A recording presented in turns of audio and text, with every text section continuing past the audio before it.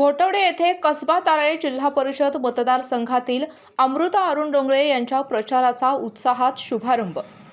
घोटवडे येथे कसबा तारळे जिल्हा परिषद मतदारसंघातील अमृता अरुण डोंगरे यांच्यासह राष्ट्रवादी काँग्रेस पार्टीच्या उमेदवारांचा प्रचार शुभारंभ महाराष्ट्र राज्याचे वैद्यकीय शिक्षण मंत्री नामदार हसन मुश्रीफ यांच्या हस्ते करण्यात आला। यावेळी माजी आमदार के.पी. पाटील, गोकुळ दूध संघाचे संचालक किसनराव चौगुले, संचालक रणजित पाटील, धैर्यशील पाटील कौलवकर, संजय कलिकते यांच्यासह मतदारसंघातील नागरिक, महिला भगिनी व युवक मोठ्या संख्येने उपस्थित होते। कार्यक्रमात बोलताना उमेदवार अमृता अरुण डोंगरे यांनी कसबा तारळे जिल्हा परिषद मतदारसंघाच्या सर्वांगीण विकासासाठी कटिबद्ध असल्याचं सांगितलं।